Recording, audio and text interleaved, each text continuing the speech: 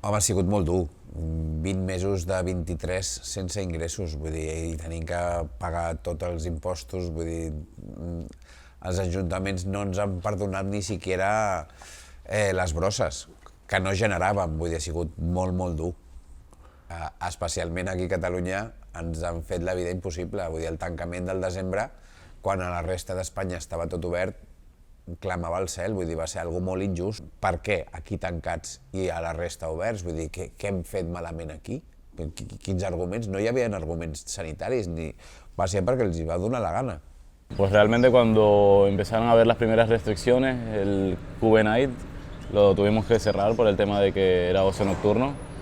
Dado esas circunstancias, pues tuve que buscar la manera de cómo ganar dinero otra vez, porque las facturas que tenía mensualmente pues las tenía, así que tenía que buscar la manera de trabajar. Està claríssim que tenim una funció social i que la socialització és molt, molt necessària. Jo el que noto és que ens ha reforçat molt davant de l'administració inclús, que han reconegut la nostra funció social. Es un punto donde la gente va a tomarse algo y a comer. Es un centro de socialización al fin y al cabo, así que sí que es importante. En plan, es normal que la gente se aglomere en un sitio como un restaurante o un bar y es donde más se contagie.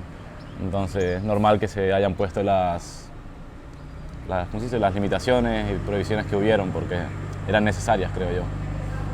Vam aconseguir que l'administració reconegués els seus errors i que ens donés les ajudes econòmiques per poder sobreviure, però que no ens ha donat per res més que això, que poder tapar els forats.